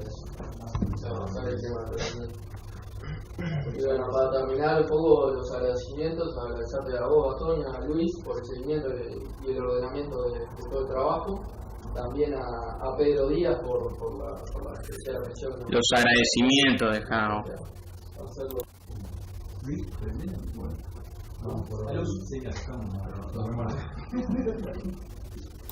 ¿Cómo era el tema de esto de la...? A ver, primero, felicitaciones por la presentación, no solo por la presentación, sino también por el trabajo. Felicitaciones por realizar muy responsablemente. Ahora, cuando nosotros sembramos el primer ensayo, tenemos una inquietud. A ver, ¿cómo era el tema? Ahora me estoy empezando a acordar, creo. Ahora me acordé, mira, me empiezo a acordar cómo es. El asunto es que cuando están saturadas, ahora me empiezo a acordar. Y no mire nada, porque no tengo nada que ver, porque tengo todo en la computadora y estoy grabando esta foto. Interesante la foto. Cuando tengo... ¿Qué es lo que pasa? Cuando las plantas saturadas, en la raíz, no pueden hacer no pueden hacer el ciclo completo de la energía, ¿no? O sea, se ven limitadas a hacer glucólisis. Se ven limitadas a hacer glucólisis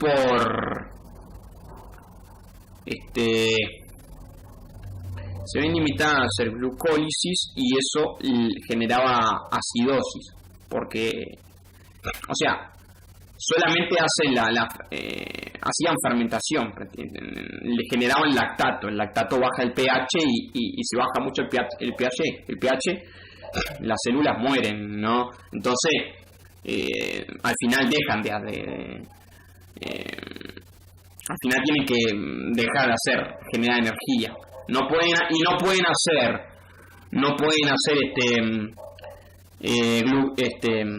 ciclo de Krebs y cadena de transporte de la cadena mitocondrial, ¿no? Para hacer ATP ahí, porque falta oxígeno. Ahora me empiezo a acordar. Están en anoxia. Claro, el gran tema acá es la falta de oxígeno. En el asunto metabólico, la falta de oxígeno en la raíz. La raíz falta oxígeno y no tiene el último aceptor de electrones en la cadena de transporte de electrones en la mitocondria. Recordemos cómo es esto. Yo hace tiempo no me lo figuraba, ¿no? Paso un par de meses, estudiar ganadería, estudiar lechería, estudiar cosas más prácticas y la cosa y lo que es el metabolismo celular te lo olvidás un poco, ¿no? Pero ahora me empiezo a acordar, ¿qué es lo que pasa? Las plantas inundadas en la raíz no pueden hacer el ciclo completo de la energía, que es glucólisis para generar el piruvato, para hacer ciclo de Krebs, y en lo que es la glucólisis y el ciclo de Krebs, ¿no? Se genera el NAD, el famoso NAD, el NADH, NADPH, que el NADPH es la molécula que transporta todos esos el hidrógeno hacia la mitocondria, donde se va a generar el transporte de electrones y se va a generar todo lo que va a ser el transporte de hidrogeniones también, que los protones se van a liberar del NADPH, se liberan en la cadena, en la mitocondria. Vamos a hablar eso, lo tengo que ver todo eso, rever. Pero lo que pasa es que el último aceptor de esa cadena, de la cadena de transporte de electrones en las mitocondrias, el aceptor final de esos protones, para que no se genere acidosis, no, porque los hidrogeniones, si no, bajan el pH suelto. Entonces, el último aceptor es el oxígeno. Cuando la planta está saturada, cuando la planta se satura, se pierde el oxígeno. La planta, cuando se satura la rizósfera en agua, el oxígeno se termina yendo a la atmósfera, ¿no? Y se concentran los primeros centímetros de la lámina de agua. Pero entonces hace falta oxígeno para atrapar el hidrógeno y atraparlo en moléculas de agua, de modo de que sea inocuo, ¿no? Entonces se corta en la glucólisis. No va más de la glucólisis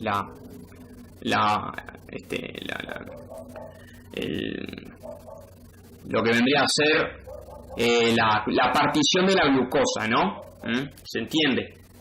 La glucosa entra al ciclo de la energía, ¿no? En las células, el ciclo de la energía se va partiendo primero en la glucólisis, ¿no? Se genera, así se generan los precursores del ciclo de Krebs, donde después de la glucólisis se va a generar un montón de NADH, que son una molécula reductora, que transporta esos que trae poder reductor, es poder reductor para después en la mitocondria generar ese transporte de electrones, y a su vez lo puede ver en cualquier lado. El transporte de electrones, obviamente, de hacer carga negativa, genera un transporte de carga positiva, que son los hidrogeniones, que a través lo siguen, como el gato sigue al ratón, lo siguen hasta que se concentran en una zona, llaman los ATPasa, se concentran a tal punto que al pasar por el ATPasa, por la fricción, generan energía que se atrapa como moléculas de ATP, que es la famosa, lo que yo dije que es la moneda de cambio energético en los seres vivos, ¿no? Bueno, para hablarlo a grosso modo y recordar un poco yo. Entonces, saturada la planta, no tiene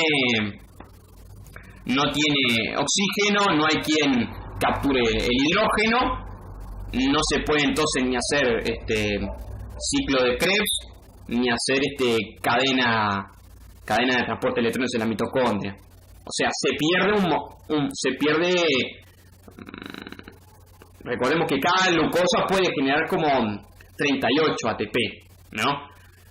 Se pierde un disparate ese potencial de partición de la glucosa, de generación de energía, ¿no? ATP, energía. Entonces, solamente se hace glucólisis, la etapa inicial. Y el tema es que la glucólisis cuando no se continúa cuando muere ahí la glucólisis, genera mucho lactato, porque se tiene que regenerar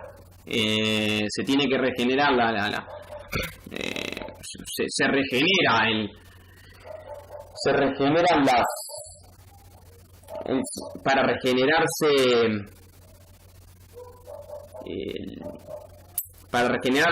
estas moléculas reductoras y que se continúe la glucólisis. Voy a tener que ver todo esto y voy a hacer un videito. Se tiene que hacer fermentación y eso genera lactato. Y el lactato baja el pH. Llega un momento que ya no se puede hacer más. Ahora hay variedades tolerantes que parece que hacen, en vez de hacer lactato, generan etanol. Hacen fermentación etanólica. Y el etanol no baja el pH y no genera acidosis. Entonces la planta podría tener un moderadamente buen balance, bastante buena generación de energía por fermentación etanólica sin generar esos grandes perjuicios a nivel de membranas, que lo que hace la baja del pH depolariza las membranas y un montón de cosas, que es un mundo hablar todo esto y lo voy a tener que estudiar, pero por irlo rumiando.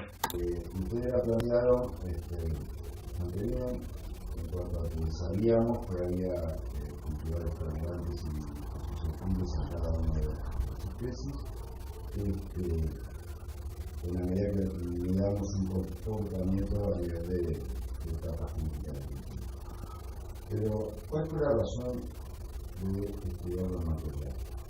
La razón ahí encontramos, primero que nada, era la falta de información que había en esa etapa con respecto al anegamiento. La verdad encontramos muy poca cosa. La mayoría de los estudios estaban dados entre Z30 y Z10, que es el periodo crítico que está específicamente cuando más afecta, pero entendimos que la falta de información era muy importante. Si se afectaba esa aceleración del rendimiento, ¿cómo podría afectar luego? Claro, estaría muy bueno saber cómo afectaría el rendimiento una especie en esa etapa.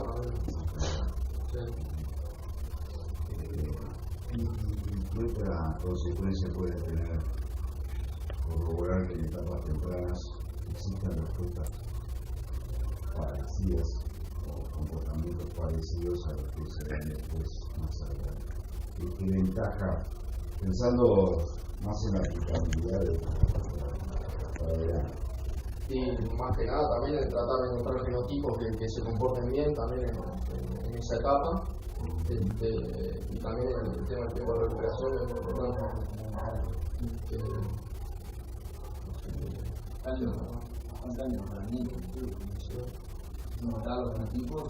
Claro, se comportan mejor, que sepa que se comportan bien ahí, y ya a ver si se comportan bien ahí, bueno, después en los estudios de Z30 hacia adelante ya está bastante más.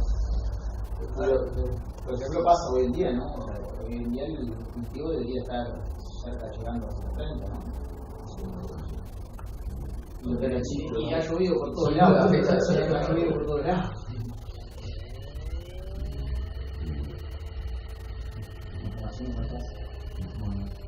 Bueno, primero agradecerlo.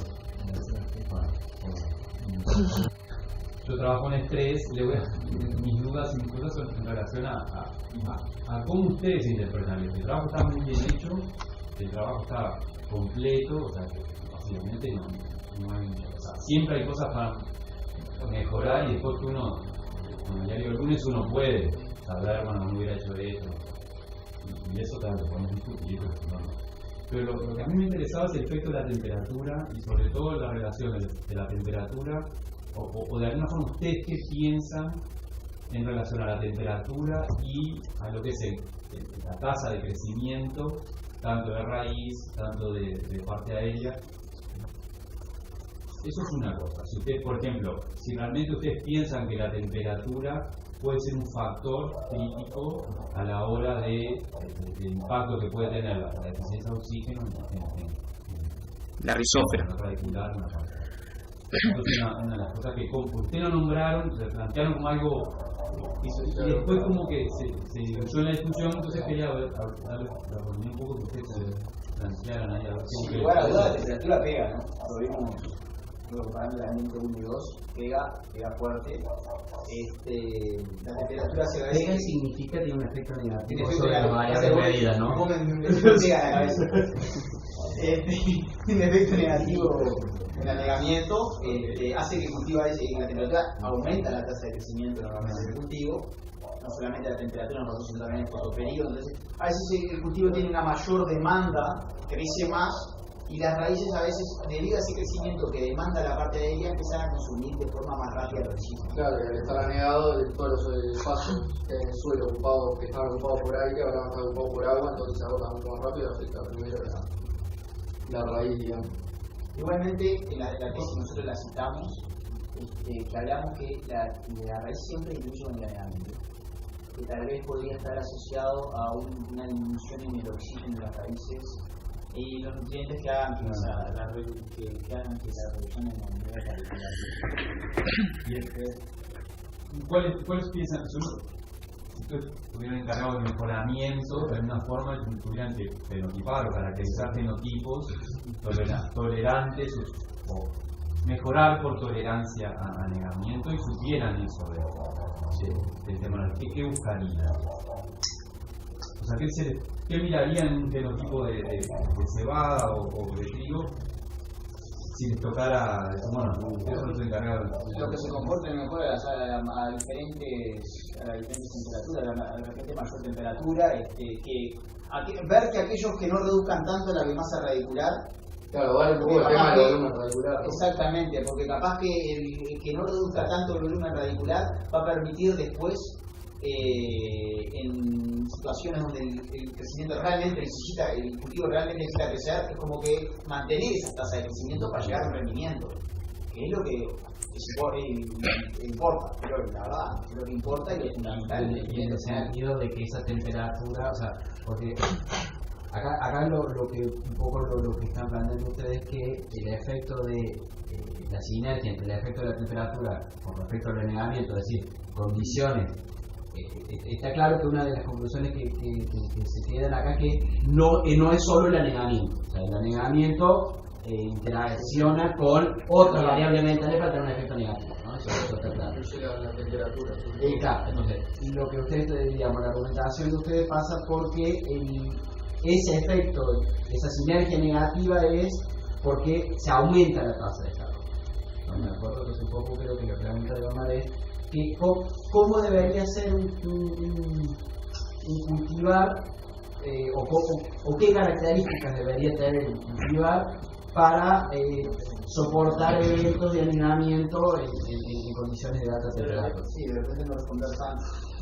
Claro, no se acorte de forma exponencial, sino que sea como que sea más de repente como más que sí, pase más que responder más que el libro. Entonces a mí se me escapa a nivel cultivo, a mí se me escapa. Otra pregunta Si respondía menos la temperatura sería mejor. Muy bien, Lo mataron ahí. en el caso de cualquier producto cultivar es el susceptible. Parece que tiene mayor capacidad de producción de biomasa.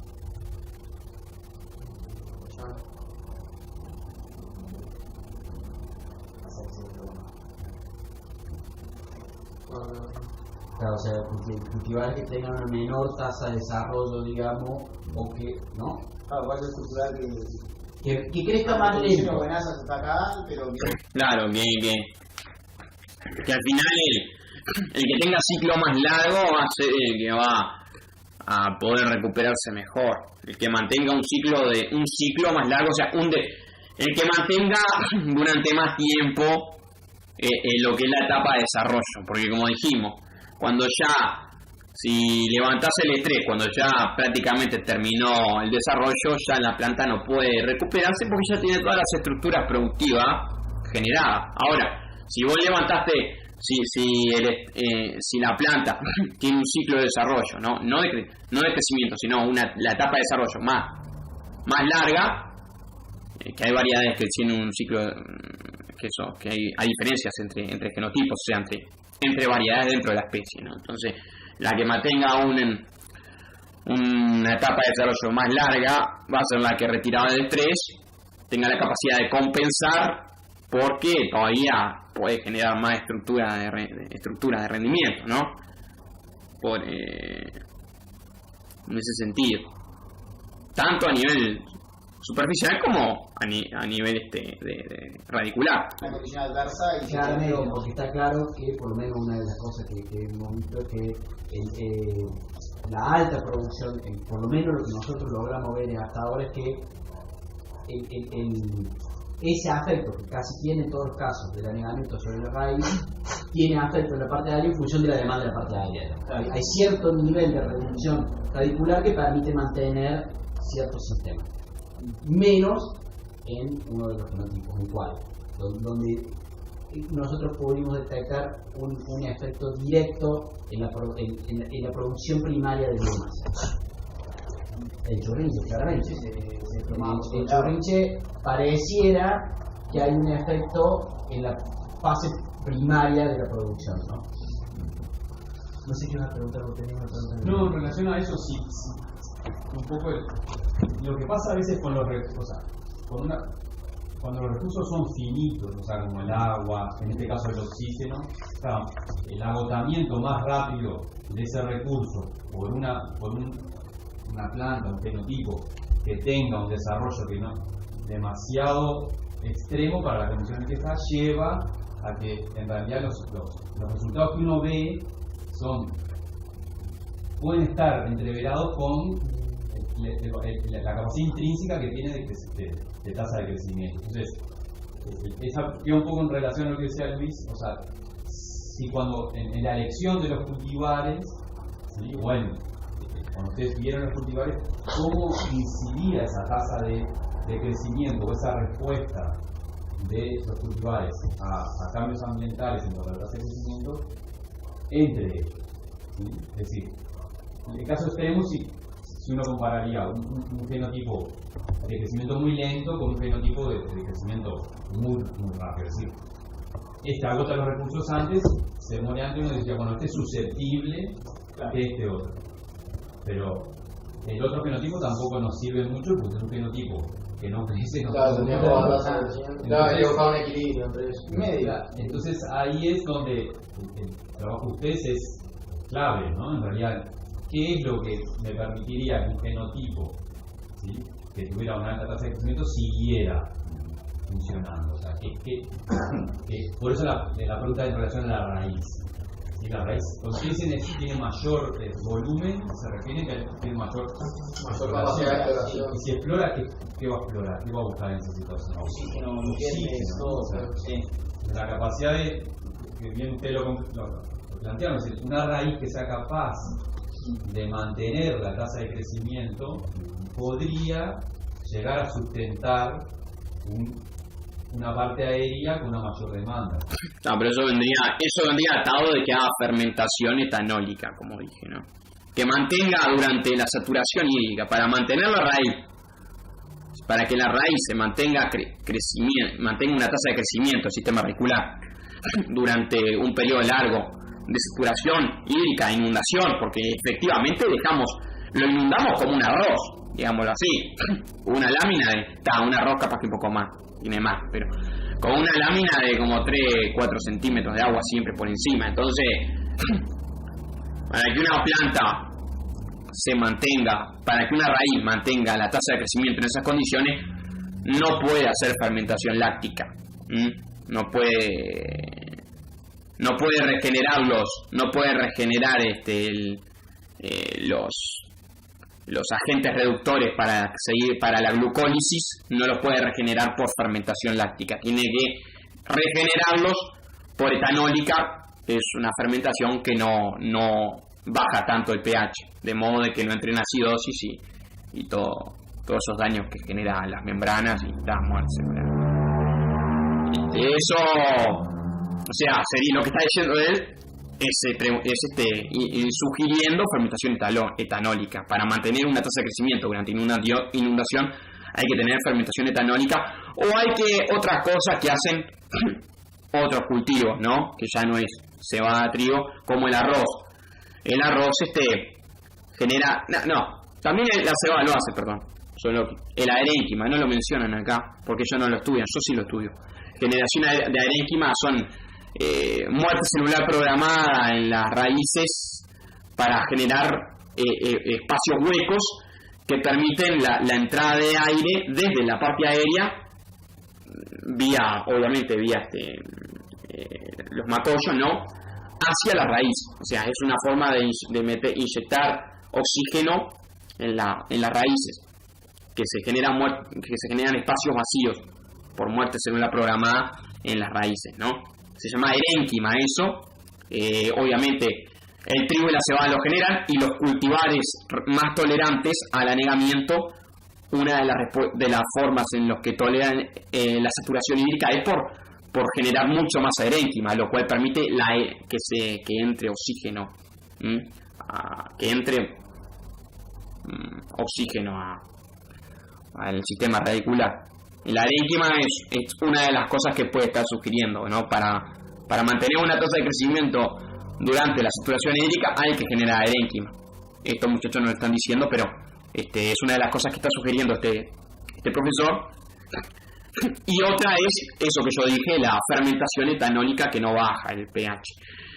El arroz genera terrible cantidad de aerénquima, pero mucho más aerénquima de lo que genera un trigo incluso tolerante a la saturación.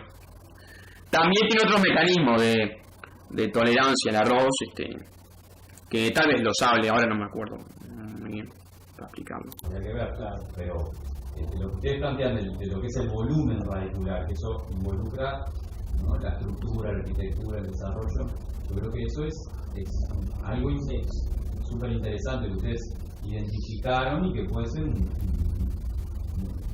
una variable a medir, ¿no?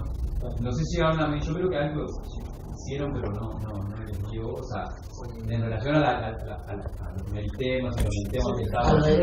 habíamos mandado, sí, hay que no lo pusimos, pero a veces sí, también fue una incorporación de volumen radicular de una forma bastante casera, ¿no? Sí, bueno, pero eso es bastante alquimiano, digamos, pensamiento de volumen. Pero nos pareció interesante no solo quedarnos con el peso, digamos, que hay otra forma de ver la raza.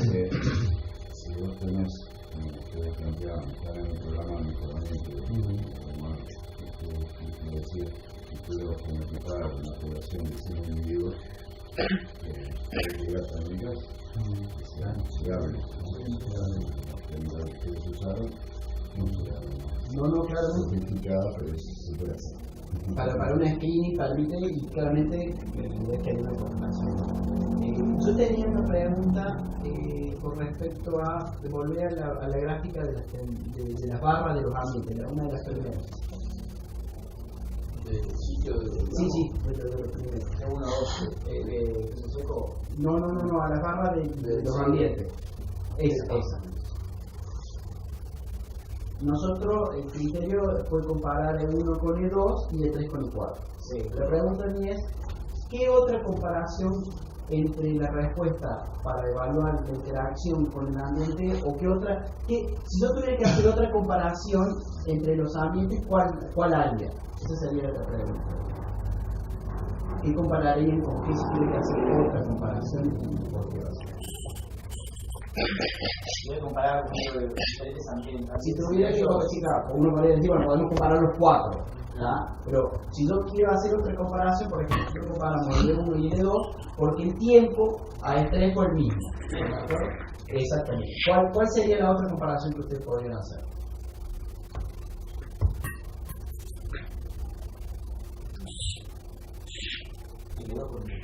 Claro, ¿por qué? Porque tiene la misma cantidad de días, o sea, similar cantidad de días. Tiene la misma temperatura, en realidad. Prácticamente la temperatura media es prácticamente la misma. Sin embargo, el acortamiento acá es abismal y menos. Claro, entonces vos ahí tenés un ambiente con la misma temperatura y tenés el mismo periodo de diciembre 7-21 muy similar, sin embargo el periodo de estrés menor. Entonces ahí lo que uno podría evaluar es la intensidad del estrés en función del tiempo de la duración del estrés. Eso podríamos hacer ese tipo de comparación. que con esos mismos datos nos podría arrojar otro tipo de conclusiones, ¿no? O sea, nosotros ahora elegimos esta que nos pareció la más viable en la y la última pregunta, digamos, si ustedes tuvieran que elegir un genotipo o dos genotipos en el cual hacer trabajo más o una investigación más hacia abajo del comportamiento en respuesta al anegamiento, no de la planta hacia el cultivo, sino de la planta hacia abajo. ¿Qué genotipo elegirían? ¿O cuáles serían?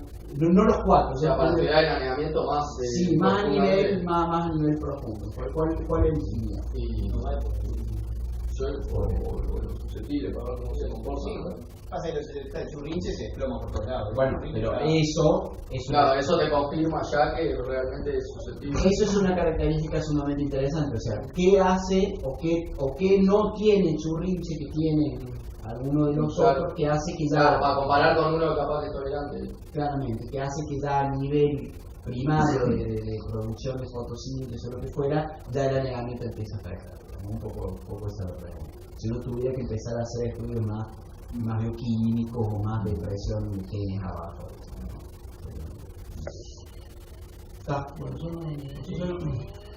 Me quedan dos dudas. Una era con respecto a las temperaturas máximas. Que a veces en las tasas metabólicas, más que el promedio, que es importante, pues en realidad las temperaturas máximas son clave porque hay procesos metabólicos que se disparan en determinado umbral. Pero yo no sé si ustedes se recuerdan o algo, si hubo diferencias muy grandes en máximas encontradas. Sí, la máxima está en el dinamismo. Pero no, digo, algo si les llamó la atención, en realidad era si hubo algunos días donde, por ejemplo, las temperaturas superaran un umbral, por ejemplo, en general, los procesos metabólicos tienen, en general son 25 grados, por encima de 25 grados ya las cosas empiezan a explosionar. Entonces, fotorrespiración, la misma respiración en las mitocondrias por encima, en planta por encima de 25 grados empieza a alterarse los procesos de fermentación. Sí, seguramente en el ambiente 4, en la media estamos cerca de 21. No sé, ahora no me acuerdo bien los datos de ahí, pero ahora es una temperatura máxima. Bueno, eso sería bueno que después lo miraran, porque periodo corto, las temperaturas muy altas. Se fue por octubre, creo, ¿no? Pero bueno, el momento de octubre, tiene que haber Se tiene que haber preparado. Hace pronto curiosidad se tenía. Y luego está claro, y ustedes lo plantearon muy bien, usar un sustrato inerte, ¿sí? Que es arena complicado, porque para bajar la variabilidad y solo asignar el efecto pero eso tiene una desventaja de no usar suelo. O sea, en usar un suelo, una situación más parecida al campo, más real que te da la ventaja que te mete variables, pero ¿qué ventajas te da? Ya al hacerlo tenés interacción con microorganismos con microorganismos, ¿no? Algo pasa en la realidad. Capaz que sí, se comportan de otra manera. Acá estos muchachos, yo también, usamos un sustrato inerte, una mezcla vermiculita-arena, miti-miti, vermiculita-arena, ¿no? Y los nutrientes se los damos nosotros en una solución nutritiva, la de Holgan, que tiene todos tiene los requerimientos necesarios para los cultivos. Entonces no había una importante microflora en el suelo, ¿no? Y eso genera ruido porque los microorganismos, cuando está saturado el suelo en agua, los microorganismos, el oxígeno que queda lo van a usar tanto como las raíces. Entonces el usar tierra de verdad, digamos, ¿no? Con microorganismos, con hongo, bacteria, con todo, ¿no? Significa que realmente el oxígeno en el suelo se agota mucho antes. Eso es lo que estamos hablando. Porque es lo que puede pasar con el oxígeno que está ahí cuando hay microorganismos. Claro, hay microorganismos anaeróbicos ahí que pueden, no sé, interactuar, la verdad que supongo que está todo para eso. Puede haber generación de oxígeno Sí, por claro. la misma O sea, lo que biomasa ustedes microbiana. plantean, o sea, ahora el microorganismo que consuman ese oxígeno también, porque lo van a querer también, igual que la planta. Ahí tiene un toque de suelo también, una maceta. Pero va a haber otros que transformen. ¿Sí? Muchos de los Claro, hay una nutrientes reacción a que- esta, no sabemos cómo se va a comportar tampoco. Porque a veces pasa que la diferencia es muy grande de comportamiento de una planta en un suelo como el que hacemos nosotros, inventado, que en un suelo real. O sea, casi, como decir, bueno, a veces nos cuestionan si estos sistemas realmente están mostrando o permiten a la planta expresar lo que debe expresar, porque hay, entonces, eso es una cosa que ustedes lo plantearon claramente, pero lo resaltaron, que esto es una situación que se genera experimentalmente para entender los procesos. Pero de ahí a lo que pasa en la realidad, a veces algunas cosas se dan y otras cosas no, porque hay muchos otros organismos, bueno, el mismo suelo, ¿no? La homeostasis térmica, la homeostasis hídrica, la capacidad que tienen los suelos, ¿sí? de soportar los cambios de temperatura, cambios de oxígeno, son diferentes. Eso es algo importante que lo tengan. Claro, exacto. Y después hay una más y un numerito más. Es en cuanto a mí, yo no la señal que me dejó por ustedes plantearon es que en realidad el estrés que ustedes generaron de anegamiento determinó el número de macollos y que eso ya definió todo y es irreversible. O sea que la recuperación, lo que a mí me llevó la señal es que la recuperación, ¿sí?, de esto, ¿sí?, va a ser complicada en el sentido de que si ya está definido el número de macollos o el peso del macollo, entonces ahí es donde yo quiero que ustedes me digan que probablemente sepan más de trigo y cebada que yo. Cuando ustedes dicen recuperación, ¿en qué se puede recuperar si el número de macollos se redujo mucho o si el peso? Cuando ustedes piensan en recuperación, si eso sí es una pregunta de ignorancia, ¿no? En el periodo de estudio, como dijimos, se obtiene el mayor número de espigas potencialmente alcanzables. No quiere decir que todas vayan a ser sobran espigas. Y también se obtiene lo que es el máximo número de espiguillas por espiga. O sea, está la espiga, la espiguilla. Lo que tiene la cebada es que tiene solamente una flor que se intenta generando el grano. El trigo, si mal no recuerdo, creo que son 9 flores que se terminan profundando 3 o 4, que generan 3 o 4 granos por espiguilla. Y entonces,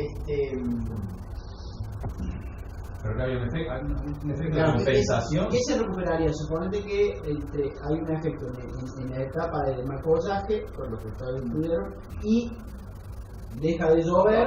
Generación de más soja, que tenga más.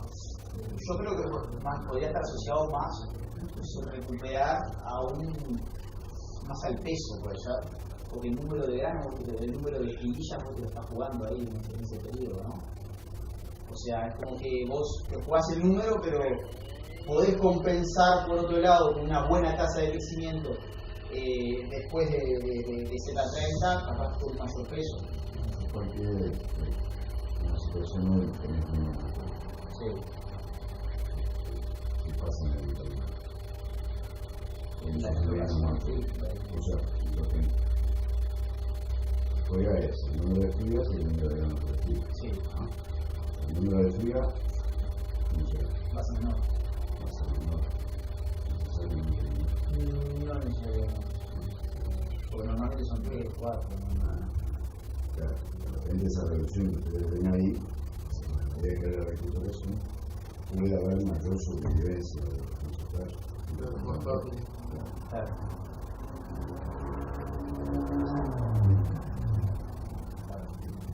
Y a su vez, al ser menos espiga, cada espiga puede tener mayor número de granos y eso que hay menos competencia. Claro, se termina compartiendo otro componente numérico del rendimiento, ¿no? Sí, el peso de grano normalmente no compensa porque la cantidad de gramos pero bueno, sí, Eso lo que yo tenía un ciclo el cuadro.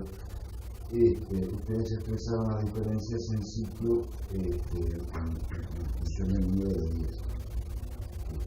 sí, eso está mal en realidad, porque el ciclo es aceleración. No, el ciclo que están estudiando, el periodo que están estudiando. Ahora, le rechazaron la culpa a la literatura, básicamente. También mencionaron otra forma de expresión de una metodología que quisiera levantar eso. Ustedes están expresando vibración en día. Sí, claro. Pero ¿de qué otra manera lo pueden expresar? Grado día. De grado día. ¿Sí? Unidades térmicas, grado día. Pero lo hice, pero no me acuerdo. No te ibas a pasar vos. ¿Te acuerdas de aquí? ¿Qué decía? Habrá un acortamiento igual. Porque hay un acortamiento igual. A medida que va pasando el ambiente. Y por la temperatura, aumentando la temperatura, aumenta el grado de día y llega más rápido. No, el número de días. O sea, es más temperatura, pero el número de días es menor. Aumenta el grado día. Entonces se te corre el otro lado. Aumenta una y disminuye el otro. Claro, no puede ser otro efecto. Y otro factor de ambiente está. Los griegos. Claro. Está en fotoperiodo. Por eso era igual, expresando la grado de día, estaba igual. No se escucha como el tuje esto. La última. Ustedes hablaron varias veces del tema de efectos de temperatura en el suelo, almacenamiento de la tasa de respiratoria, consumo de oxígeno, y hablaron de un consumo mayor del cuerpo. Yo me quedé con esa idea. En la condición de estrés había como un agotamiento de la